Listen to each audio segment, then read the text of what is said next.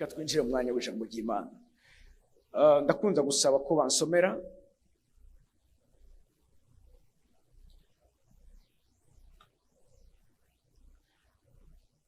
bantu mwaje muri kino gikorane mino joro ry'ubuntu. Ndashaka ndabaganiriza umukunzi wanyu. Bariko baravuga ijoro ry'ubuntu. Sindi kumbura ishoboje witeza, ariko nashaka kubwira ko iri joro ni joro ry'umuntu w'ubuntu, izina ryiwe ni Kristo Yesu. Uwo niwe ngoma ndabapresente muri kino kibanza, kandi aza kumuvuga ntariko ndasaragurika, kuko uburyo ngiye kumuvuga nk'umuntu ari bwina, nk'umuntu ari ariko araramukwa, nk'umuntu yamaze kugerera sinzi mu birimba vy'umwami. Singiye kumuvuga ndiko ndasaragurika, ariko nasenze Imana kandi azi neza kiza kubinkorera. Muri uyu mwanya ngiye kumuvuga umuhishurirwe. Hari umumama w'Imana yabayeho yitwa Katrin Kurman, yaravuze ikintu gikomeye cyafashije ubuzima bwanje. Yaravuze ngo igituma abantu babona Imana nuko abantu bwa mbere na mbere bamaze guhishurirwa Kristo Yesu. Igihe Kristo Yesu atamaze kuba heyeri ku buzima bwawe, utamaze kumuhishurirwa, apana ndagiye kumuvuga, apana nk'Imana iri mu ijuru, nk'ubukunzi wawe, nk'uyo muntu ari ruhande yawe, uwemeye kwerekana ubumana bw'ubumana, aho ijambo ry'Imana ritubwira yuko ari we shusho y'Imana itaboneka. Undi Imana ntiboneka, ariko uyu amaze kuza yaje atwereka Imana itaboneka, turamubona. Numva amene ya muri kino kibanza. Igihe yagendagenda i Yerusalemu, yari Imana iriko iragendagenda. Igihe yakiza abanyamibembe, yari Imana iriko irabakiza. Icyahozeho kera, uwahozeho kera, ikitahora kiboneka kera, icyo umwana w'umuntu amaso batashobora kubona kera, cyaragendageze ngaha muri nosi, amaso y'abantu arakibona. Umva amene ya muri kino kibanza. Umunsi umwe navuze aya majambo turiko turasenga, umwana w'umukobwa Yesu aramwiyereka. Uwo munsi ntiyavuye mu nzu y'Imana. Iryo joro ryose yariraye ngaho, ariko aragendererwa, ariko aratemberezwa mu ijuru. Ndasenga Imana ngo umuntu ari muri kino kibanza aze kuronka kugendererwa bivuye mu ijuru. Umunsi yangendere namenye ivyari byarakozwe kera ntarabaho. Umunsi yangendera namenye neza yuko Satani atari yaragombye yuko ubuzima bwanje bwobaho bufise umunezero n'amahoro. Umunsi yangenderera namenye neza ko ari byari byarakozwe mu ibanga, kugira ngo ubuzima bwanje ntihagire aho bugera.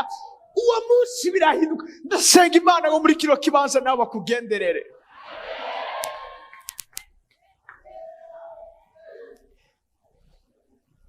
Urazigena tugendera biratandukanye.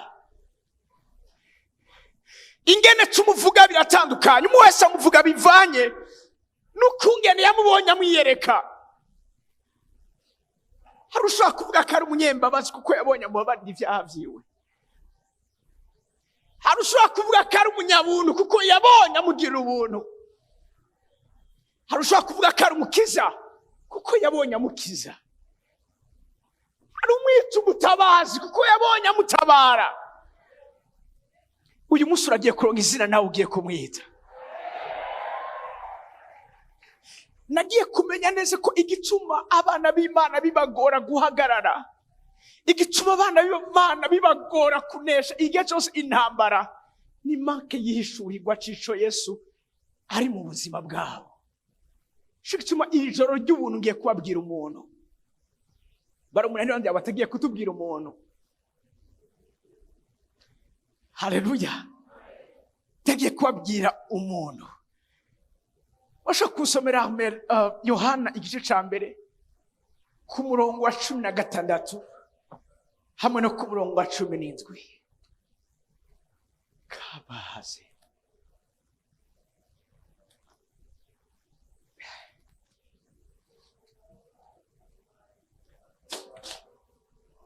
Yohana igice ca mbere Yohana igice cya mbere umurongo wa 16 gushika ku murongo wa 17.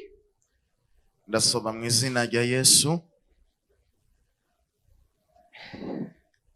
Kuko ivyuzuye muri we ari byo twahawe ko twese n'ubuntu bugerekeranye n'ubundi.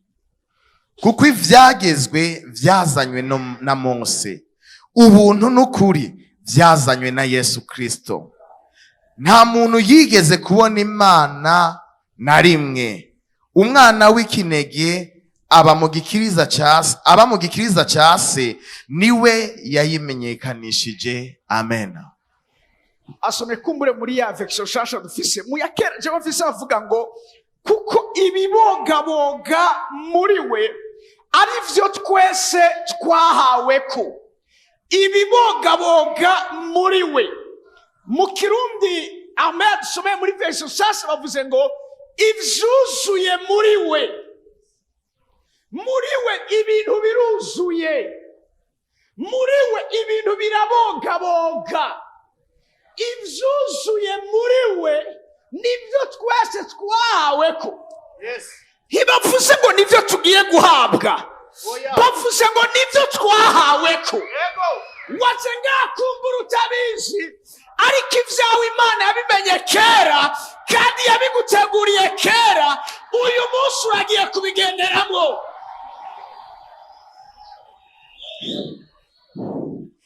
Ibibogaboga muri we nibyo twese. Aka kantu agakuze nibyo twese,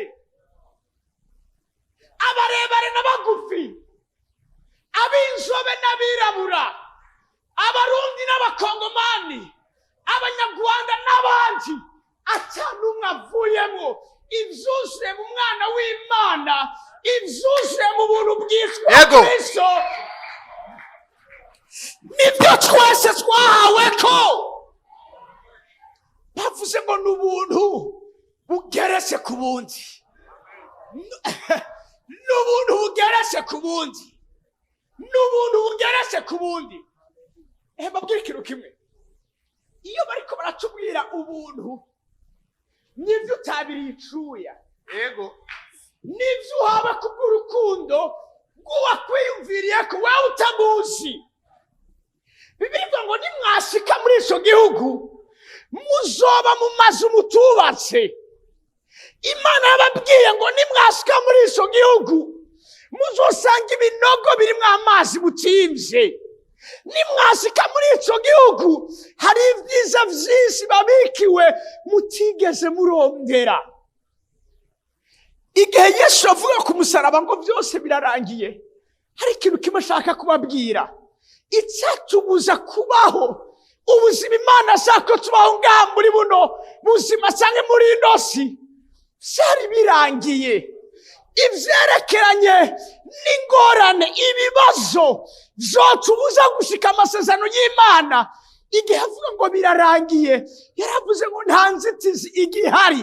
Buri muntu wese yizeye Kristo arashoboye kubaho neza, arashoboye gukira ingwara, arashoboye kubohoka, arashoboye gutunga, arashoboye gutunganirwa.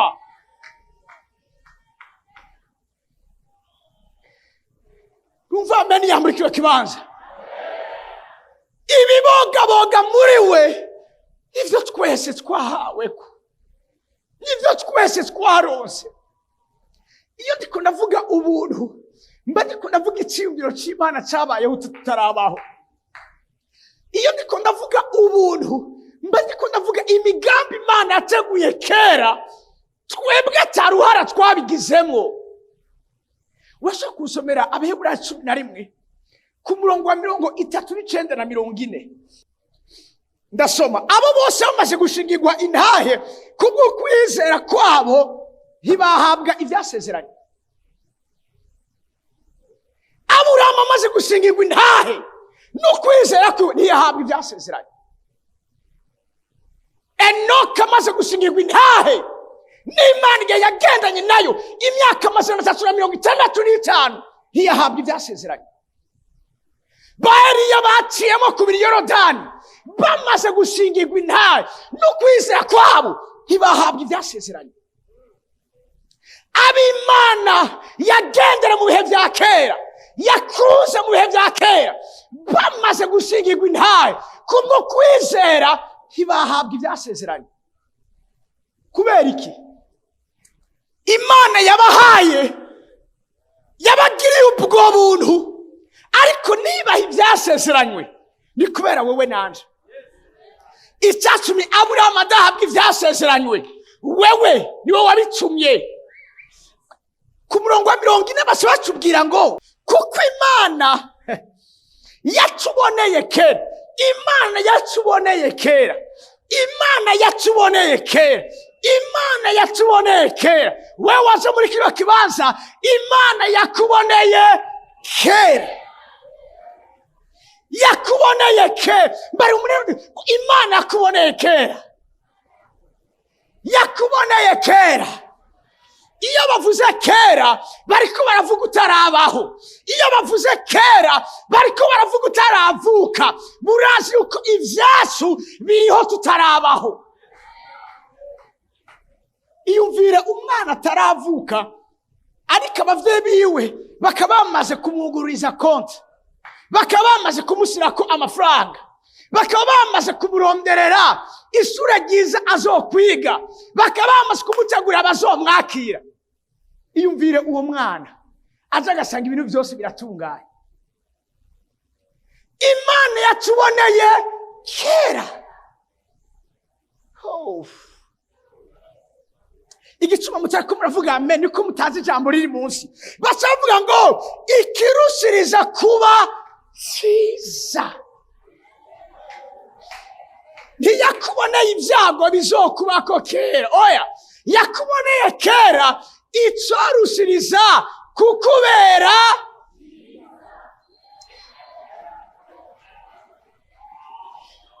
Uyu munsi naje kugira ngo tuvuguruze abarozi yuko Imana yatuboneye kera icorushiriza kutubera cyiza.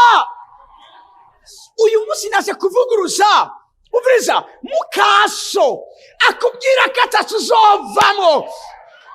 Uyu munsi ni wataha umubwire ngo Aburahamu icyatumye adahabwa ibyasezeranywe kandi amaze gushingirwa intahe n'ukwizera nuko Imana yanjye yaboneye kera icorushiriza kumbera cyiza. Yo numva amen ya muri kino kibanza. Iki ni ikintu umwe Yohana avuga ngo iki nico kirimo intsinzi yacu n'ukwizera kwacu. Igituma tunesha Satani n'ukwizera dufise. Igituma tutavuga nabi, igituma tutidodomba nuko kwizera kwacu kudahagaze mu by'abavyeyi bavuze, guhagaze mu cy'Imana yaduteguriye.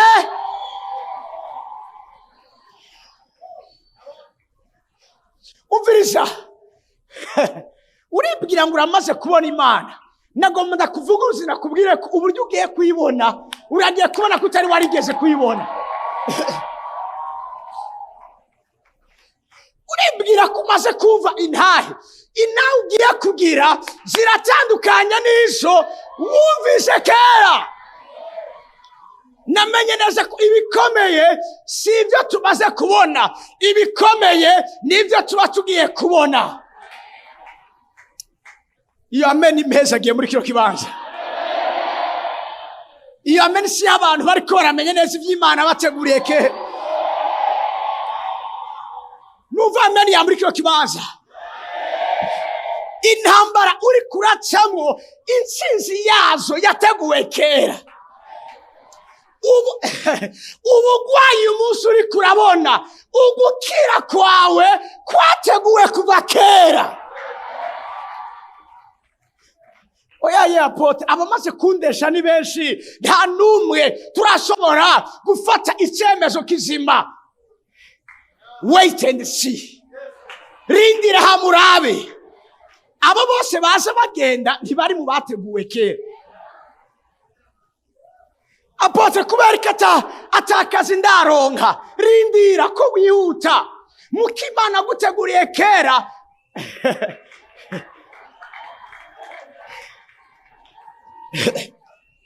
namenye neza yuko ivy'Imana itadukoreye ntibiretse kubikora kubera ko yagize intege nke. Ivy'Imana itadukoreye uyu munsi suko iba yananiwe. Ndabasarishe hari umuntu muri kino kibanza azi umuntu yitwa Hana, anyereka ukuboko kuwe hejuru. Hana hageze igihe yibaza ngo yavukiye kuba ingumba, kumbe hazi yuko Imana agomba gukora igitangaza kitigeze kubaho mu mateka y'isi. Rindira. Ndabizi ko mugomba muvuge ko yavyaye Samweli. Oya, cyo igitangaza gikomeye suko yavyaye Samweli. Igitangaza gikomeye nuko Samweli amaze kuvuka yagiye kumuraba, Eli aramuhezagira, asubiye inyuma acabyara 5 icyarimwe, 3 b'abahungu na 2 b'abakobwa.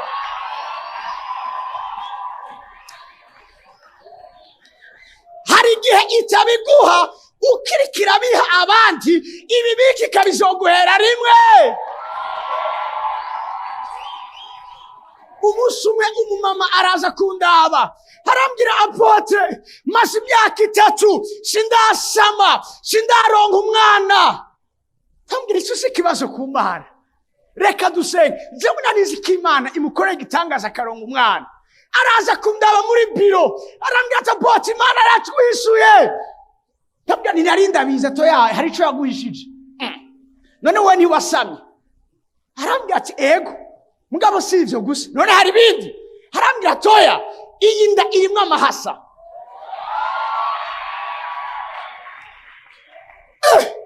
Ndamubaza abo mwagire mariage rimwe, abanyarukizi bafise abana bangahe? Arambwira ati bafise 2. Ndamubaza nawe ugiye kuronka bangahe? 2. Oh. None itandukaniro riri hehe? Ko batanguye imbere yawe nawe ukaza mu nyuma.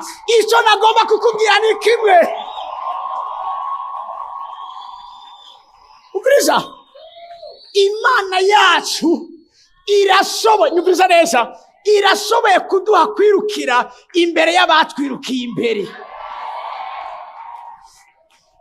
Eliya ariko arasenga, Imana yamubwira ngo genda ubwire Ahabu ahagarika ibyo ariko arakora, kuko ari imvura igomba igwe.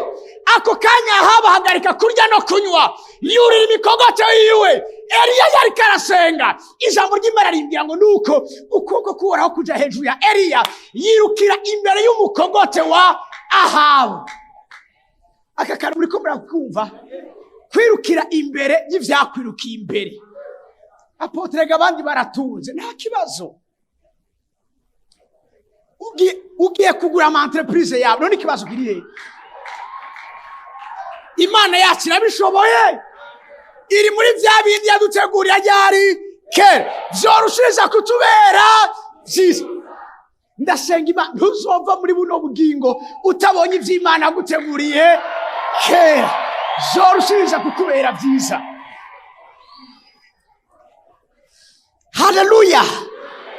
Sinivyo gusa, bavuga ngo ntibatunganywe tutarimo.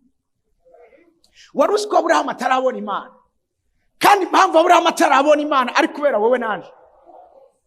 Waruzi ko Eliya naho yaduze mu ijuru adapfuye atarabona Imana kubera wewe ukiri ngaha. Baraturindiriye. Imana ishime ko ndagasubiremo, ntibarabona Imana. Baraturindiriye. Ni nguko umuntu yoba yirutse yakwenuriye imbere yuko ashika, Imana igasimuhagarika muri slow motion.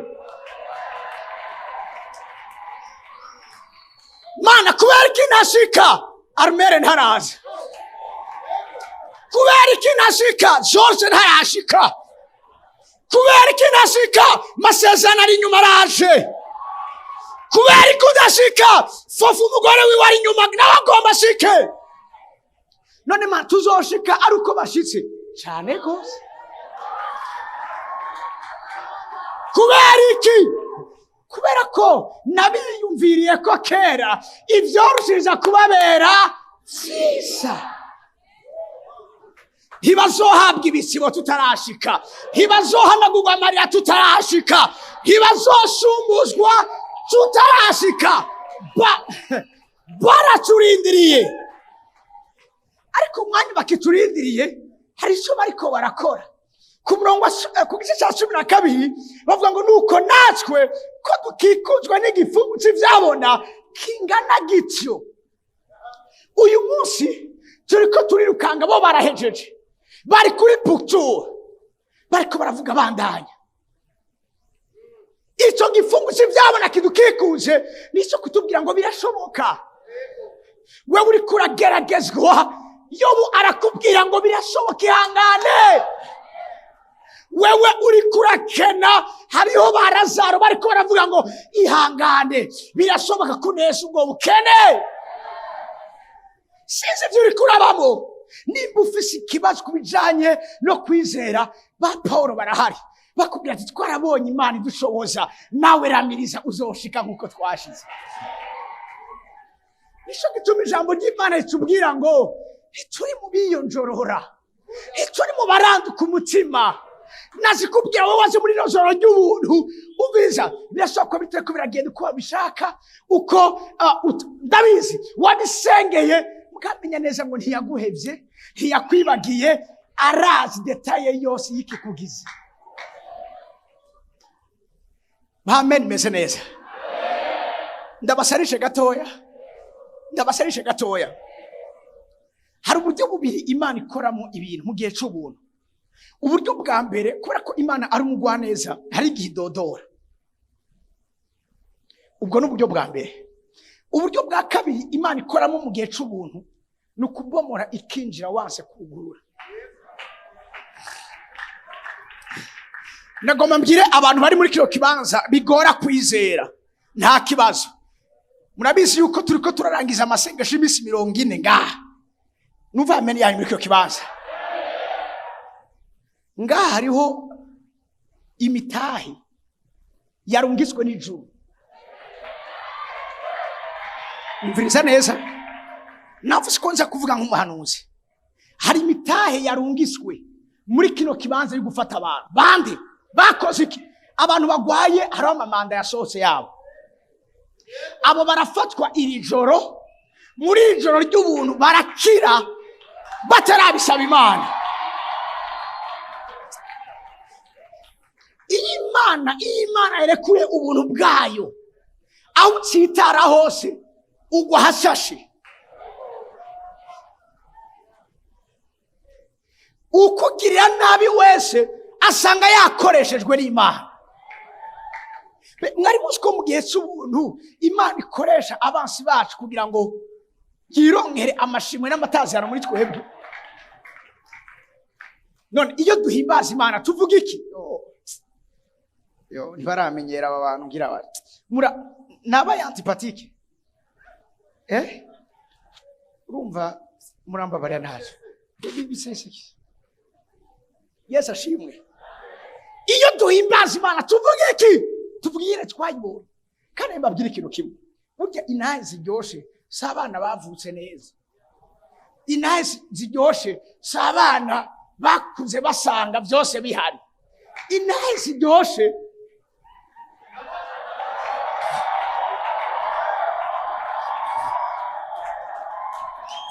vuga ngo hari inahe ziryoshe. Hari inahe ziryoshe. Inahe ziryoshe nizo bavuye mu myobo, nizo bavuye mu binogo. Inahe ziryoshe nakubwira ingene yavuye ku busa akaduga akagera abo umushikiranganje. Ntacyo navuze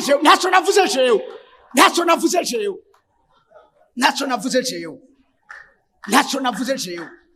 Inahe ziryoshe ni sasi n'umuganga kubwira ngo naho woja kwivuza hehe, indani munda hawe haramaze kononekara. Ahubwo igitangaza Imana gukorera nuko mara iyi myaka mikeya, mugabo hagati aho ugacugenda kwa muganga, uti muganga maze imisi fise amibe, fise inzoka, fise ibintu biguma biriko birukanga mu nda, ngira ni bya bintu vya ruguru iwacu bagupima muri ecography bagaca basanga hari umwana. Izo naye ziraryoshe. Inaye ziryoshe nisaba abandi bazi yuko kuba bataronse amahirwe ya kuja mu ishure ntibashobora gutwara abize cyangwa abasirimu. Niyagera kurongora azogena ku gatumba arabe umurimyi azi kurima neza ateba kubukinyanya afashe isuka. Bagaca babona uwurutse indege niwe ari kuri invitation yawe.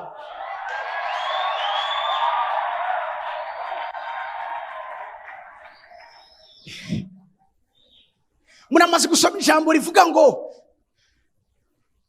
kububaha Imana. Imana ibaha ubwenge, umunezero, hamwe gatituma basi babo bakumakuma bakegeranya bakazobiha uwubasha Imana. Iryo jambo ramaze kurisoma. Izo nizo naye ziryoshe. Kandi uba muri kino kibanza ari abantu bagiye kugira naye ziryoshe.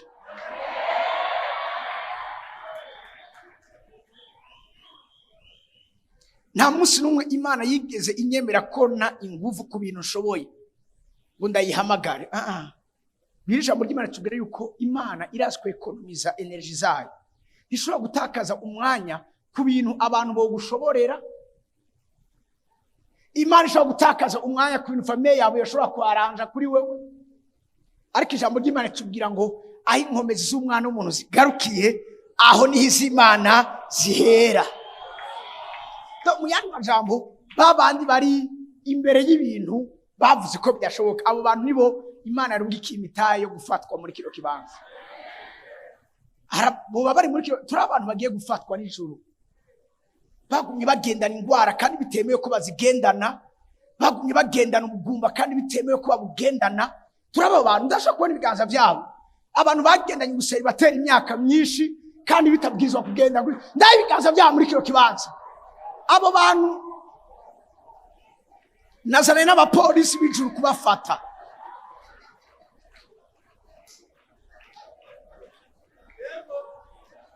Ingegatsu mbarizo umuntu ari ruhande yawe. Mbarizo umuntu ari ruhande yawe. Uti nta kintu uri kuora gendana utabwiza kugendana wewe.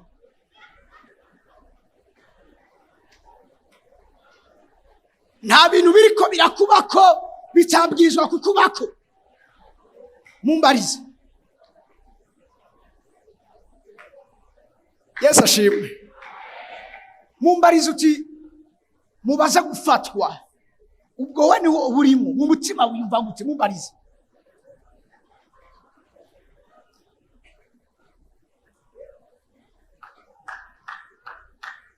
Ubwo sanze arimo turi abantu bagiye gufatwa bagendana ibintu batabiza kugendana muri kiro kibanza.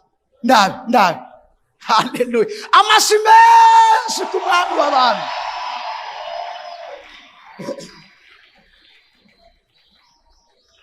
Twegegwe imbere gatoya. Abikorosayi igice ca mbere. Uyu munsi Yesu aragiye gufata abantu muri kino kibanza. Urabona? Wama misi yose uri goya wama misi yose uri mahwera bimugeza ahantu. Aha muri no si bagiye gusanga ari wewe kwa muri kuradandaza uhomba. Aha muri no si barabye basanga ni wewe kwa muri kurakorokesha amada. Bararavye muri no si babona umuntu adashobora kurongora yoba wewe.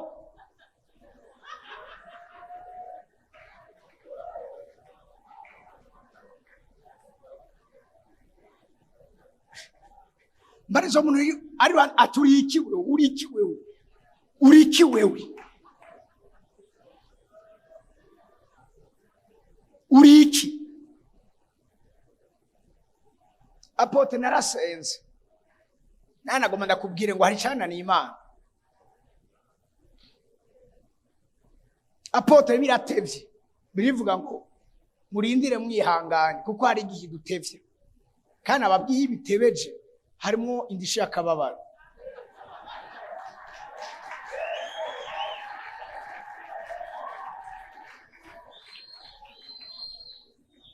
none Zakayo yakoze iki? Zakayo yakoze iki? Yabwiye Yesu atuona gunze wese ndamusubiza ibetanga kangahe? Ugira yari yamwivye kane, yari yamwivye rimwe. Izo nshuro zine zije gukora iki? Harimo indishe yakababara.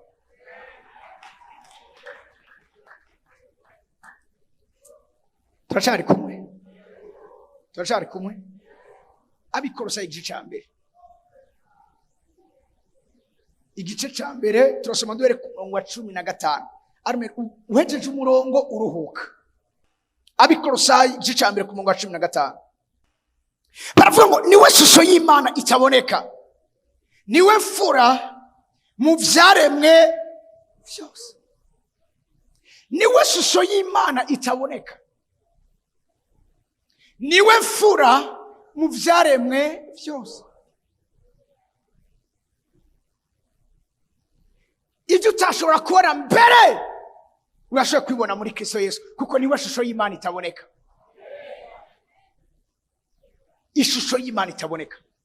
Uyu munsi ari ikintu tuza gukora mu mwanya uri mbere. Turagiye gukonvertisa ivyari biri disponible ariko bitashobora kuboneka mu buryo bugaragara. Ndakuze kubwira abantu mwijuru nta kintu na kimwe kitariyo.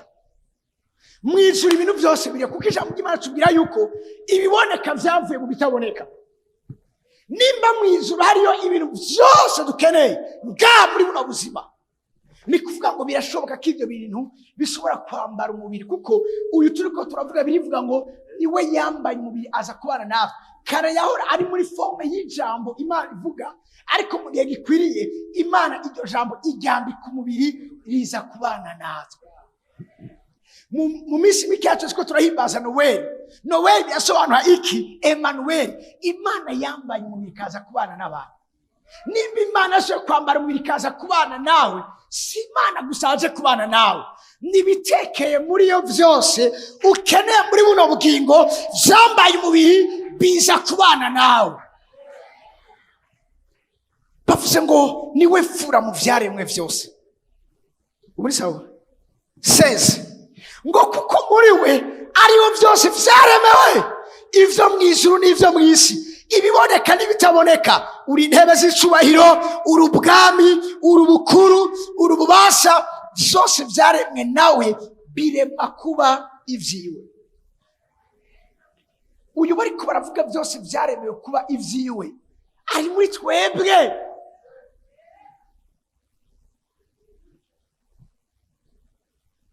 Ivyo ukeneye vyose batubwiye ngo biri muri we, nawe ari muri wewe. Mari majambo ivyo ukeneye vyose biri hehe? Biri muri wewe. Reka ndabasarishe gatoya. Igihe Imana yakora Eva, kuko Eva ntiyaremwe, burya Imana yaremye Adamu hama itsikora Eva. Nico gituma ba Eva baratandukanye na ba Adamu. Ba Adamu y'amatara yacitse ariko aragenda, ntubona ko ariko araza cyangwa ariko arasubira inyuma. None mubizi ba Adamu biraborohera kuva muhira batozi, kuko bavuye mu mukungugu. Ariko ba Eva bakozwe, we muze murabe igiti twigira tuvuga ngo ni ciza turavye ukungene tuvuga ngo igiti ni ciza turavye amashami n'ivyamwa biriko, mugabo ubundi igiti si ciza. Mugabo iyo ugiye kuraba akabati kavuye mu giti, iyo ugiye kuraba intebe zavuye mu giti, aba ari vyiza cyane. Nico gituma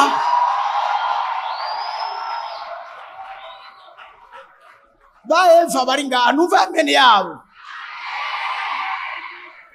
Mwebwe mwarakozwe. Nico gituma iyo murenganye ba Adamu ateza guhindukira.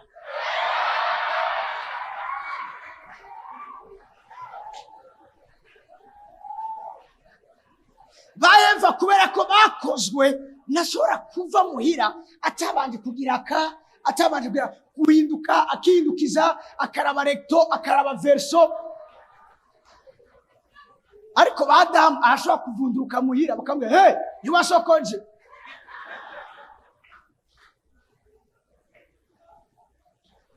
kubera ko Adamu yararemwe, Eva yarakozwe. Ariko sico nashaka kuvuga, igihe Imana yaheza gukora Eva, biritubwira ko yamukoze ikuye mukara, mukagufa kari ndani ka Adamu keza cyane, kari propre, ishira kwinyama. Nta namwe batubwira ngo Imana itirahumeka. Muziki tuma Imana itahumetse kubera ko yari yahumetse ahara ko kara. Yego. Ibariko baranyumva. Ndiko ndavuga imwe muzabazima Eva yari akeneye aho yavuye zari ziriyo. Aho Eva yavuye ivyari bikene ko Imana isubira guhumeka kuko yari yahumetse. Shaka mvuge kino kintu, Adamu igihe yagenda na Eva muri we. Aho, come on. Igihe Adamu yagendana uzomumara irungu muri we. Muri make, pour me simplifier, muri Adamu hariyo inyishu y'ikibazo yari afise. Birasobanura iki? Mumviriza. Muri wewe ivyawe ntubirondere hanze. Sinaje ndabikuzaniye ndabikuye ku musaga. Oya, naze kubwira muwe wakiriye muri wewe, muwe wizeye, wa wundi yambara umubiri akaza kubana natwe, wa mucunguzi wawe, wa mukiza wawe. Yes. Ivyo ukeneye biri ndani muri wewe. Hakenewe iki? Gusinzira. Gusinzira no kuvuga iki? Gusinzira no kwizera. Nasi byo. Umuntu umwe ngo arakorotse, hamara avuze ati Mana ntabara. Cyane bukagakuru k'umugenzi yahuye n'abasuma. Hamara umuvuga butumwa. Bari bafise inko ati hagarara aho nyene mwamihimbirimo. Base barahagarara ati manika amaboko, baramanika. Ati gama hasi. Akize gutebona bafise inko. Arahahamuka. Gama hasi, biranga ko ajyama hasi. Base aramukubita hasi, agwa hasi. Mugabo gutora ubwenge atora ubwenge avuga ngo Yesu, ngo ndapfuye ntagiye kuvuga ubutumwa hanze. Yesu na yamasezerano ahanyene birangire nga nabati hora hatoya Yesu mpora. Hari ibyo Yesu yavuganye nanje, ndiko none ko ngomba mfe, ndiko ndabimwishuze. Yesu ndapfuye nabibonye. Babasuma bonye ahapfa basarisha atumye niva ngaha birukanye uke ugahindukira caturasa. Abamubonye yinjiye mu nzu, yinjira mu cumba no mu gitanda ari karirukaga.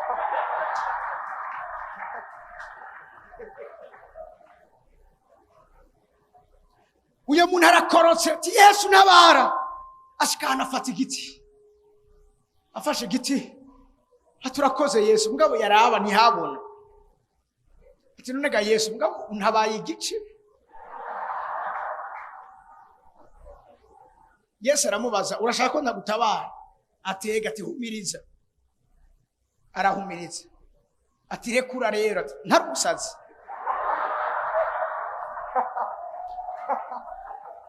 Yesu aramubaza, urashaka ko ndagutabara? Ego, humiriza. Arahumiriza. Ati rekura rero. Atega Yesu je sisara mu mutwe. Kubera iki ndekura? Tirano ubona uvye ngo ndagutabara. Rekura. Atama meneke atoya ndagusama. Kumanza unyereke ibiganza vyawe. Nyere uza kurusama gute? Ati wowe sinzira urekure gusa. Hanyuma arekuye acasanga yarashitse asaraga ati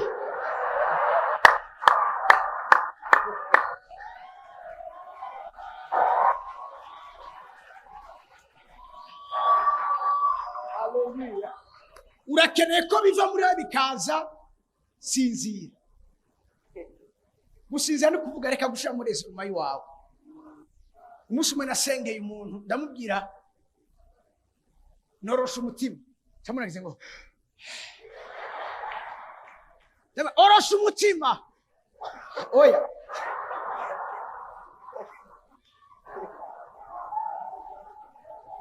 Reka kwiyumvira iyo biza guca reka kwiyumvira ingene biza kugenda. Umviriza, yavuze ko agomba abizane. Izera ijambo ryiwe.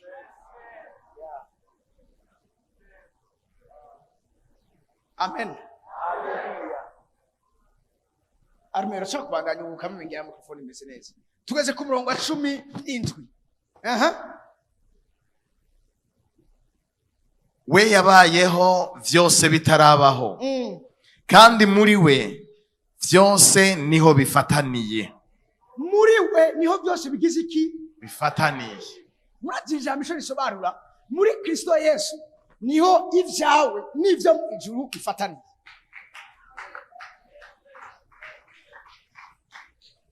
Arumureka ranyumva? Muri we n'ivyo ukeneye nawe bifatanira. Icyo nta mpamvu ko ijoro usubira inyuma uko waje. Kubera ko aho uri ibyawe n'ivyo ukeneye niho bifataniye. Nanizi konza kuronka amen irenze ngaho. Abasinzire muti amen.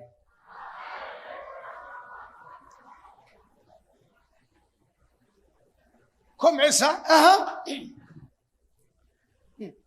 Niwe mutwe w'umubiri. Yes.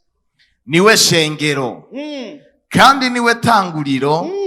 Niwe mfura mu kuva mu bapfuye kugira ngo abagaheta muri vyose. Abagaheta muri vyose. Abe uwa mbere muri vyose. Nimba ashobora kuzuka mu bapfuye, ivyo nuko natwe ubushumwe tuzozuka. Si nivyo gusa. Cyo kiri muri buno bugingo ivyapfuye birashobora kuba bizima kuko niwe yabaye agaheta mu bijanye no kuzuka. Umviriza mu musiri turaheze.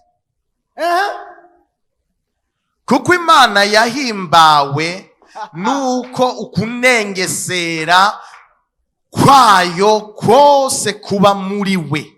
Yahimbawe, Imana zarayimbaye. Bavuze ukunengesera ariko ngo ivyuzuye vy'Imana. Ivyari vyifuzwa vy'Imana ngabinosi. Imana ashimwe yuko biba muri we. Uwo niwe uyu munsi ko turavuga ijoro ry'ubuntu, ijoro rya Kristo.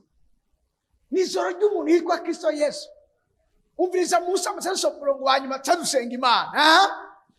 Kandi yahimbawe no kumuha kuzuza vyose nayo. Ari ivyo mw'isi, ari ivyo mw'ijuru. Izanishije impore amaraso yo kumusaraba wiwe. Komeza. Namwe abari baratandukanijwe n'Imana kera, mugahindurwa abansi bayo mu mitima yanyu n'ivyo mwakoze bibi, none yabujurije nayo mu mubiri wiwe w'umuntu kubw'urupfu yapfuye. Ijambo ry'Imana rivuze ngo abari baratandukanijwe n'Imana, abari abanyabyaha, agasanga barizeye. Uyu munsi Imana ikubona nk'umunyabyaha. Hari ikintu uyu munsi ngiye kukubwira. Mw'isezerano rya kera, ari isezerano ryaganzwa n'ivyagezwe, ikibi caranesha iciza. Iyo umuntu agwaye imibembe aramukabije nawe waca uhinduka umuntu ahumanye. Nico gituma abantu bagwaye imibembe ntibari bemerewe kuza aho abantu bari. Niko mu isezerano rya kera ikibi carandukira. Yesu amaze kuza, ubuntu bumaze kuza, yarahinduye ibintu. Ubu si bibi vyandukira, aho nyabuna ubuntu uyu munsi bw'Imana buratwandukira. Ndabivuze kubera iki? Umunsi umwe muri Matayo 18 guhera ku murongo wa 1 gushika ku murongo wa 3, yurutse umusozi, haza umuntu agwaye imibembe, aramubwira ngo nimba ubikunze kumpumanura, mpumanura. Yesu aramubwira ngo ndabikunze, maze ako kanya arahumanuka. Mw'isezerano rya kera, iyo ukutera guhuye n'ukwera, ukwera kwahinduka ukutera. Mw'isezerano rishasha ry'ubuntu, iyo ukwera guhuye n'ukutera, ukutera guhinduka ukwera. Ibintu byarahindutse. Nimba uyu munsi kwandukira. Mu yandi majambo n'ingabire zirashobora kwandukira. Nimba uyu munsi ukwera kwandukira no gukira kurashobora kwandukira. Numva ameni ya mikyo kibanza. Uyu munsi Yesu ari ngaha n'isoko ry'amazi. Abwira umuntu wese ari mu kibanza ngo nuze uvome kuri jewe, nuze unywe kuri jewe, emwe abarushe n'abaremerewe nimuze kuri jewe, mwikoreze ingata yanje irahwahutse. Haleluya. Ngoma ndangirize ku gikorwa cy'ubuntu.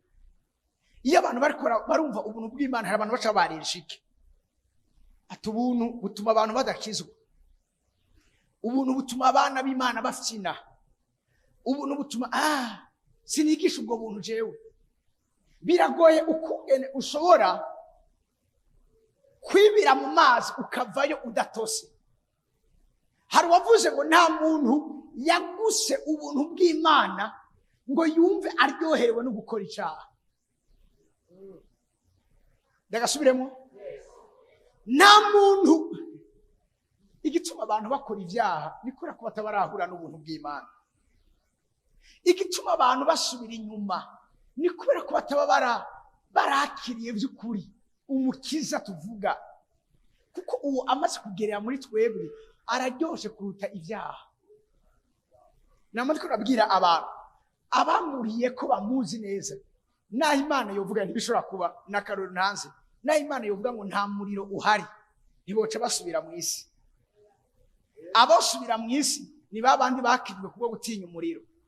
Ariko babandi bahishuriwe Yesu bamaze kumuryako. Umviriza, Petero yavuze, Yesu aramubaza ati nawe urashaka kugenda? Petero amaze kugenda sico kibazo, ariko ikibazo nje he? Kugenda sico kibazo, nje he? Nihe nzoronka amajambo y'ubugingo mpora ndonka kuri wewe? Nihe nzobona urukundo rw'Imana mpora mbona kuri wewe? Nihe nzobona ubwiza bw'Imana?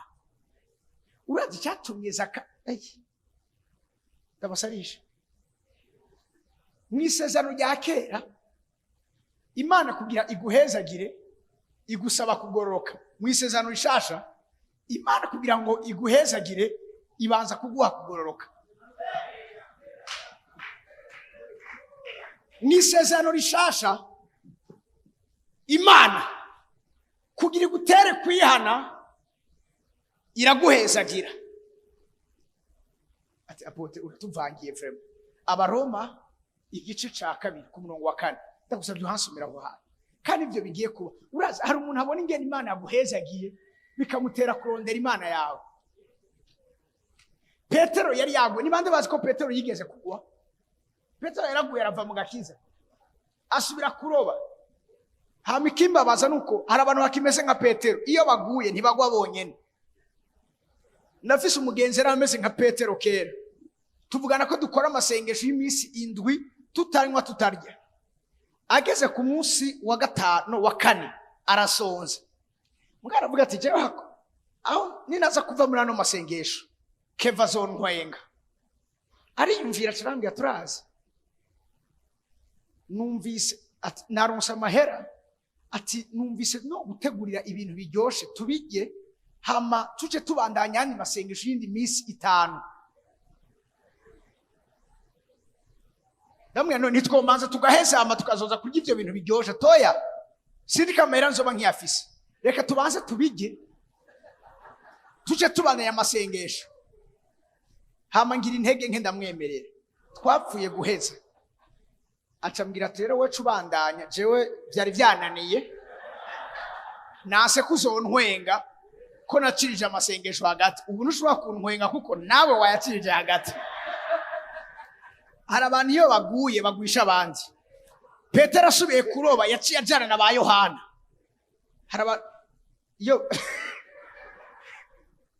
baguye ntibashaka kugwa bonyene, kameme agira abandi yifatikije, azovuga ati nanaka. Mwabo Petero kugira Yesu asubire kumugarura mu gakiza, urasiki yamukoreye igitangaza. Araza asanga ijoro ryose nta nakimwe bigeze baroba. Aramaza abana bato, hari ico mwaronse? Ati wapi, ijoro ryose. Atoke terera tera usenya gwanyu mw'idamba. Hama batereye hazi ibifi binini insenga zakwa gucika. Ako kanya Petero amaso y'ubaruguruka. Yohana aramubwira ati umwami Yesu. Petero acagwa mu mazi kuko yari gusa aravuga ngo va ahantu kuko jewe ndi umunyabyaha. Niho Yesu yamufashe ukuboko atangura kumaza ati Petero urankunda. Petero yagaruwe mu gakiza niki n'umugisha. Hari ukugira neza kw'Imana kugarura abantu mu gakiza. Babantu sindi ko bari ngaca nk'ibatashe. Hari Imana gukorera igitangaza ugacuva mu ntege nke. Hari Imana gukorera igitangaza bigatuma abahora bakekeranya Imana bayizera. Wahageza handi ku murongo wa 4. Juste dusome. Ndiko ndavuga ibiba mu buntu bw'Imana. Canke ukengera itunga ryo kugira neza kwayo n'iy'imbabazi zayo n'ukwihangana kwayo. Ukengera itunga ryo kugira neza kwayo. Uviriza munsi. Ariko kuko ufise umutima ukomantaye utihana wirindiriza uburake buzoza ku munsi wo kuraka aho amateka abereye y'Imana azohishurirwa. Ugeze ku murongo wa kangahe? Ni ku wa 5. Subira inyuma kandi kuri 4. Hera kuri 3 ushikane ku murongo wa 4. Wewe ga muntu uhinyura abakora ibisa bityo nawe ubikora mbega wiyumvira yuko uzokira urubanza Imana izoca? Ku murongo wa 4 canke ukengera itunga ryo kugira neza kwayo n'iy'imbabazi zayo n'iy'ukwihangana kwayo ntuzi yuko kugira neza kw'Imana kugushikana kukwihana? Kwihana kubera iki? Kugira neza kw'Imana. Ntuzi yuko kugira neza kw'Imana kudushikana kukwihana? Bariko bavuga kwihana no guhindura uburyo bwawe yumviye. Uyu munsi bagiye kubona kugira neza kw'Imana bigiye kubatuma muhindura uburyo bwanyu bwo kwiyumvira. Tito igice cya 2 ku murongo wa 11 gushika ku murongo wa 14 tuce dusenga Imana. Turashari kumwe? Turashari kumwe? Bien. Tito igice cya 2 umurongo wa 11 gushika ku murongo wa 14. Kuko ubuntu bw'Imana bwaserutse. Ubuntu bw'Imana bwaraserutse. Buzanira abantu bose agakiza. Buzanira abantu bose agakiza. Iyo ubuntu bw'Imana buserutse agakiza karaza. Hano bavuze agakiza, hari agakiza kari uburyo bubiri. Agakiza ka mbere nako kwihana tukava mu byaha. Agakiza ka kabiri nako gutabagwa mu bihe by'amagorwa. Nako gukizwa abansi. Par exemple bavuze ngo ubuntu bw'Imana bwaraserutse buzanira abantu agakiza. Iyo ubuntu bw'Imana buje agakiza karaza. Bene data nakindi murakeneye ko imiryango yanyu ikizwa. Saba Imana ubuntu bwayo buseruke imiryango yanyu. Umunsi umwe hari umupapa yigira umu intellectuel, ariko ubundi nta mu intellectuel atizera Imana, nta mu intellectuel atazi ubushobozi bw'Imana. Nibaza abakange. Hama umwana wiwe yarafise imyaka ico gihe 6, hagati y'6 n'imyaka 7. Yari umwana w'umukobwa. Uwo mwana w'umukobwa yama afise inda yuzuye amazi. Hanyuma bagiye kwa muganga bakamuvoma ayo mazi ngabo ntiyahera. Mu matangura kubona umwana atanguye kumugara, atanguye kugenda ofete ahetamye umugongo. Mugabo misi yose uwo mwana hari ibintu mu ijoro yabona biteye ubwoba. Mbwa atashobora kubwira abantu. Umunsi umwe bampamagara kumusengera aho yaba mu Kibenga, ndahageze Imana inyugura amaso.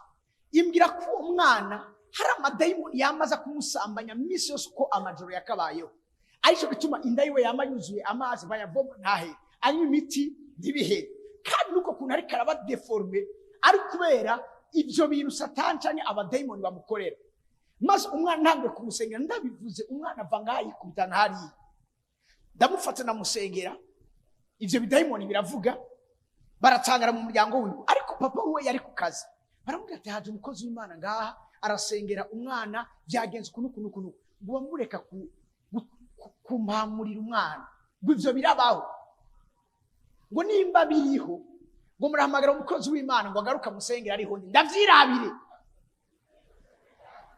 uyo mu mama carambira ati mukozi w'Imana uzoze wasenze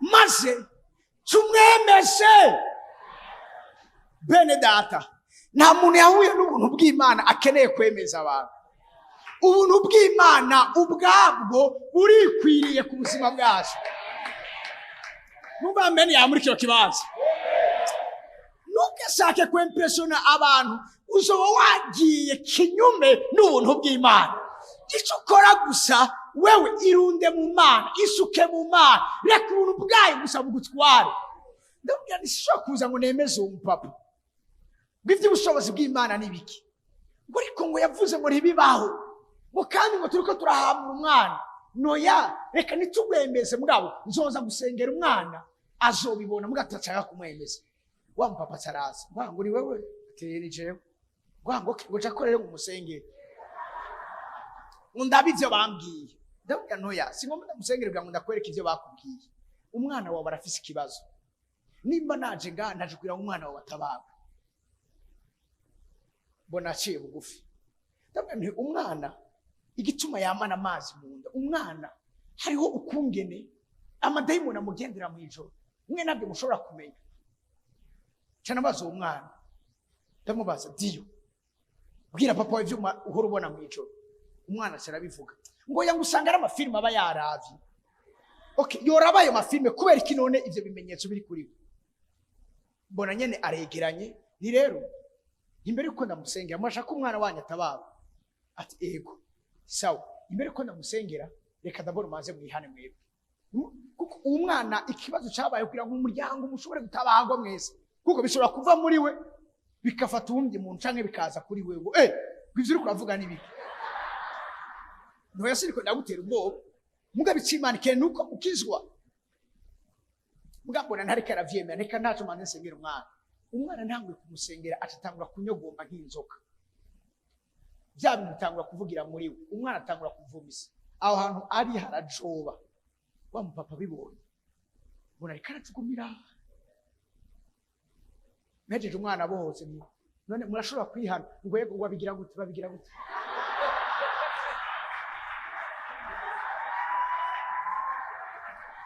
bega ukengera itunga ryo kugira neza kwayo mbega nuzi ko itunga ryo kugira neza kwayo kudushikana kutuzana kukwihana hari abantu bazokwihana kuko babonye ukugira neza kw'Imana hejuru ubuzima bwa hari ivy'Imana dukorera bigatuma abantu bizera ibire nivyo bigiye kuba umva amene yanyu muri kino kibanza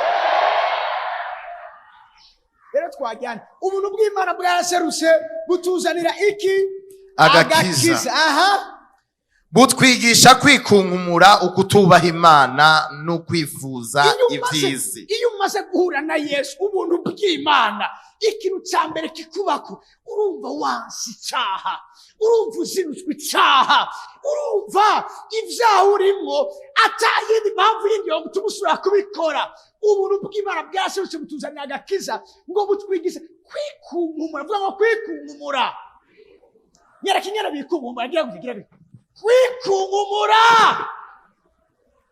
Imana ishimwe cyane nimba uri muri kino kibanza ukaba ugiye guhura na Kristo Yesu nimba ufise umugore wa kabiri ejo mu gatondo ugenda umusezere ubuntu bw'Imana budushoboza butwigiza kwikunkumura bivuze ukutubaha Imana nimba uri mporegwa uri ngaha uvenga umwanda basengera uvavanure navyo nimba wisambanya uvirize umuhero wa vyose uri hafi niko ijambo ry'Imana itubwira ibimenyetso birashingira naye ko Yesu aje gutora abiwe ntagusange muri ivyo uyu munsi muri ijoro ry'ubuntu ubuntu bw'Imana bugusobaze kwikunkumura kutubaha Imana kose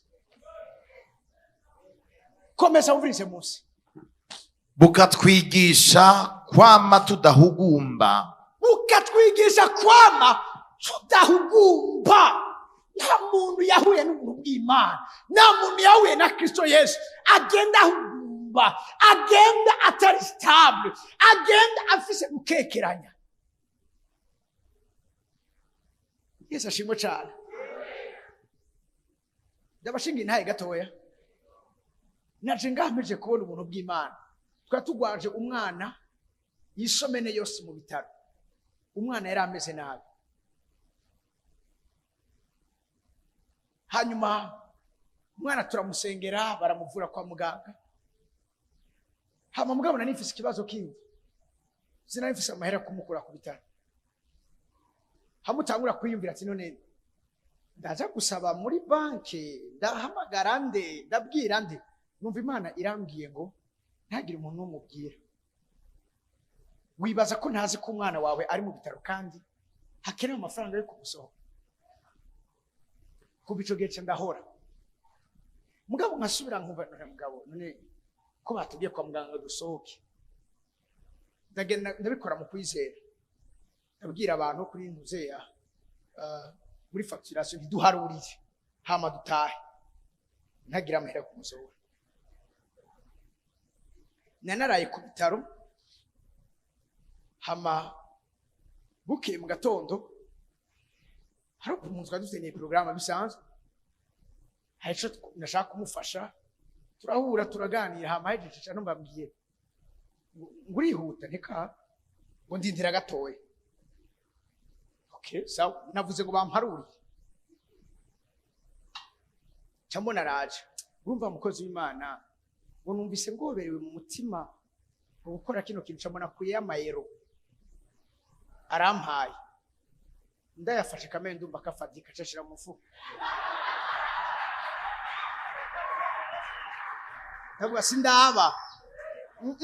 Sindaba. Hamotsa nagenda.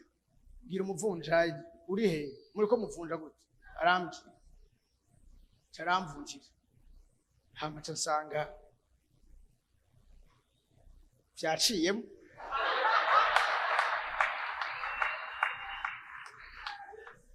Bene data, ubuntu bw'Imana butwigisha kudahugumba. Siriko muri ko muranyumva. Ushe gukekeranya Imana, ukekeranya ibindi bintu sofa Imana. Nimba uyizeye ibyawe irabizi. Ico kintu narakimbwiye numva nguye down. Uziko ntazi ko umwana wawe ari mu bitaro.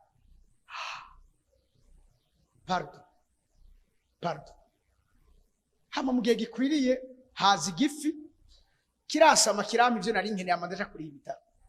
Umwana yatashe namushikanye muhira ameze neza kandi twavuye bimeze neza. Yesu ashimwe.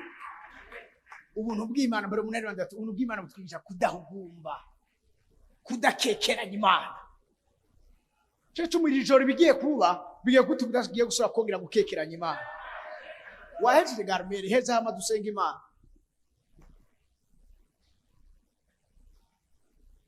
Tugeze kuri 13.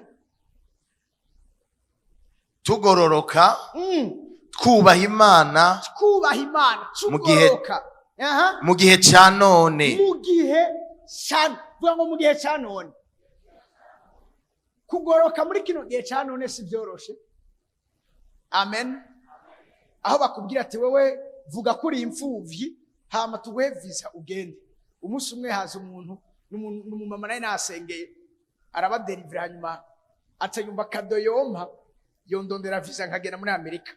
Hama arabikora byose umwana amubwiye none uzobirondera mu buryo ubuhe ngo ndeka gutagenze kwimenya. Cyasanga yagiye kubesha yuko jewe ndi umwana ngo yavutse ngo mama wanje bamufashe ku nguvu. Arabimbara ndavuga ndavyishe mu izina rya jewe navutse bamfashe ku nguvu. Mama amfashe ku nguvu. Ngo basi ngo reka tugende tuvuge basi ngo kuri umugabo acambwira mutoya wiyo ngo muze muvuge ko uri umugabo wiwe. Ndavuga ni none ndakijijwe.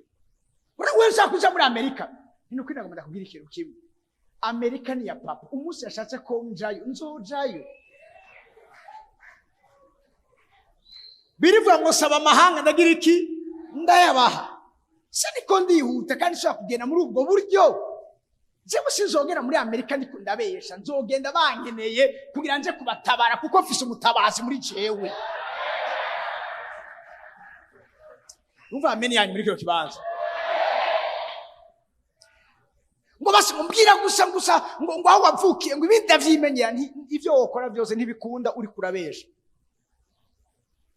Bababwiye ngo bari muri Amerika nibo babayeho neza. Wo ibidodo bigiye guhera kuri bo. Uravyumva? Natwe twizigamiwe n'ubuntu bw'Imana. Yesu ashimwe. Ubuzima bwiza buri ahantu hamwe muri Kristo Yesu.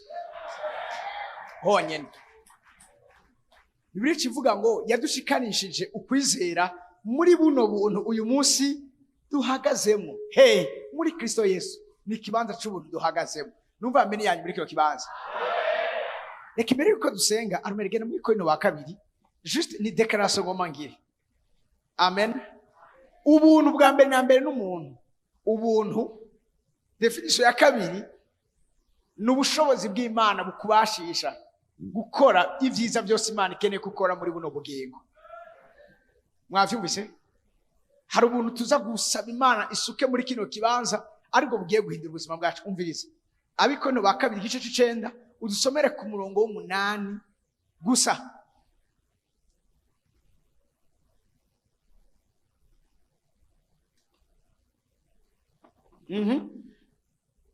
Kandi Imana ishobora kubasasagaza ku buntu bwose kugira ngo murushirize gukora ivyiza byose mufise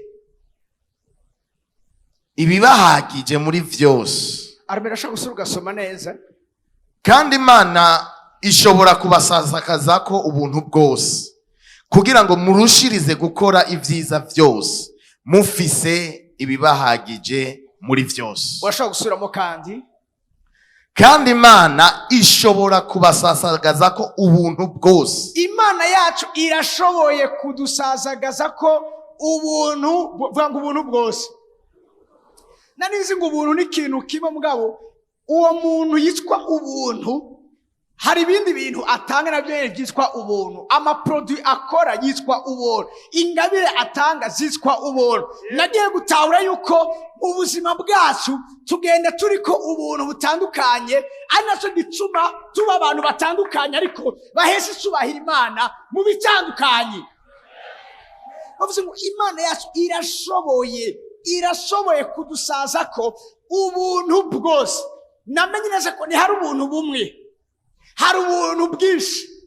Hari ubuntu bwo kuririmba abarimvyi numva amene yabo. Hari ubuntu bwo kuririmba indirimbo zigahezagira abantu kandi zigakora ku mitima y'abantu.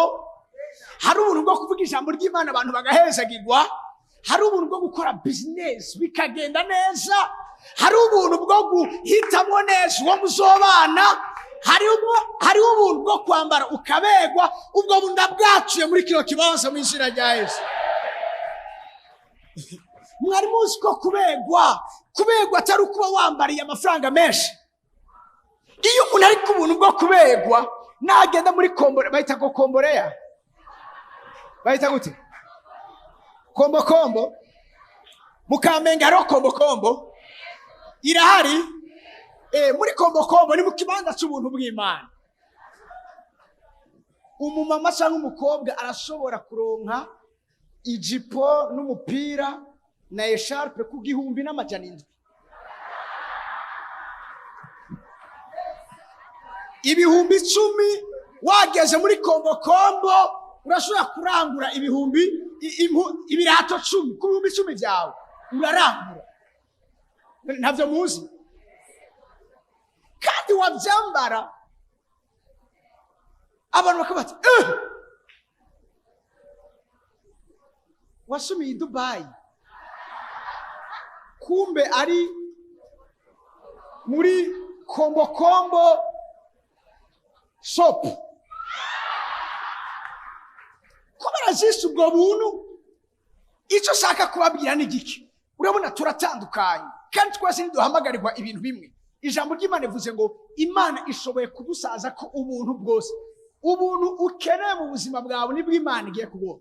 uyu mwanya kumbe hari umuntu ariko arabwira Imana ati Imana je ubuntu nkeneye nubwo kurongora ubwo buntu buri muri kino kibanza mu izina rya Yesu. Hari ukarabwira Imana Mana ubuntu je wonyene nubwo kuronka akazi ubwo buntu burahari muri kino kibanza. Hari mwe ati Imana je ubuntu nkeneye nubwo kuronka umwana ubwo buntu buri muri kino kibanza. Hari mwe ati Imana ubuntu je wonyene nubwo kuva mu bukene ubwo buntu buri muri kino kibanza. Hari mwe ati Imana ubuntu je wonyene nubwo kuva mu madeni ubwo buntu buri muri kino kibanza. Ubuntu bwose mukeneye buri ngaha. Arakano bace bavuga karyoshe mu bintu vyambabaje mu gukorera Imana kwanje n'uyu munsi bimbabaza nukubona umuntu ari mu kibazo mugabo sinshobore kugira ico ndamumariye iyaba narinda bishoboye. Hari umuntu amaze kubabazwa n'ico kintu ngaha muri kino kibazo ukabona umuntu kandi ukabona ko inyishu yiwe urayibona mugabo nayo ufise solution yiwe nayo ushobora kumuha umwanya muga wifuza kumugirira neza. Umuntu azaka kubwira ko bamusohoye mu nzu byari byoroshe kutarindura musengera ukamuha amafaranga kugira ngo aje kuri iyo nzu mugabo kayabura. Bace bambwira ngo ubu buntu Imana niyamara kubusaza ku buzima bwacu ngo tuzoca turushiriza gukora ibyiza byose dufise ibiduhagije muri hari abantu bifuza guhabwa n'Imana ibihagije muri byose nk'umva ameni yabo. Imana ikiyatubwira ntuzokongera kubabazwa, ntuzokongera kubaho ubwo buzima uri kuraba, ntuzosubira kubaho uri umuntu atagishoboye gukora basi mu muryango akantu gatoya gusa mugabo ikibazo kikaba ikibazo kubera ko habuze ubushobozi bwo kubikora. Umuntu agapfa atopfuye kubera ko babuze amafaranga yo kumujyana kwa muganga. Hari umuntu Imana igiye kudusuka ko muri kino kibanza yo numva mbere yanyu muri kino kibanza ngomba kameme ndabaduze gato kwindi nivama dusenga Imana. Ubu buntu subwo kuguha inzu ubamwe n'ubuntu bwo kukubashisha kubakira abandi amazu babamwe. Ubusubuntu bwo kukwambika impuzu n'ubuntu bwo kugutuma wambika abandi impuzu. Subuntu bwo kuguha ibyo kurya ukeneye n'ubuntu bwo kugaburira abashonje. Mubwakire mu izina rya Yesu, mubwakire mu izina rya Yesu. N'ubuntu bwo gutanga ubugingo n'ubuntu nuva mbere yanyu muri kino kibanza. Hari abantu muri kino kibanza mu mwanya tugiye gusenga Imana igiye kubasuka ko ubuntu bwo gusengera abantu bagwaye. Oya nibazoshobora kwiyumvira yuko umuntu yari yishano bamujyana kandi ngaha mukamenye ngo niho baza kuvuriza abantu bari amashano. Ubwo nubwo n'ubuntu tubwite ubuntu ngo yarari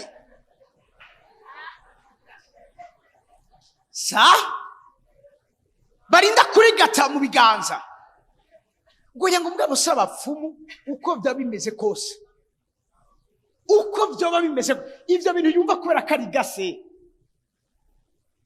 cyewe mvira mu mbabariye numva Satani ndamufitiye ishavu. Byari ninje muri alimentation umuntu arambwira ngo yo ngo apote ngo ninde yagushavuje uko ufite uyu munwa ninda ufituriye Satani. Yarabikoze turahora yibaza ngo duhwanye nawe gose tugiye kumuhana tubishize imbere y'amaso yiwe uko bikurikirana. Haleluya. Urabona iyo ubuntu buje kameme uba umuhanuzwa jambo. Hari gihe bakora ibintu batanakubwiye kuko urabimenye kubikubwira cyane bayikubwire ni yare ariko iyo ubuntu buje ntacyo bakora utarasa. Dawidi bavuze ngo yari yarasuzuguwe yakengera nyuma y'intama ngabo Samuel arabwira ati ntituri burye tunywe atarashika. Uri bwamara kumanukira ubuzima bw'iwawe ntacyo bazokora batamaze kumviza inama yawe, ntacyo bazokora batamaze kubwira inama. Numva mbene ya muri cyo kibanza ubuntu tubashisha gukora ibyiza byose dufise ntitugiye kuba abantu badafise, dufise. Ntitugiye kuba abantu babuze, dufise. Ntitugiye kusubira kuba abantu bakeraniwe, dufise.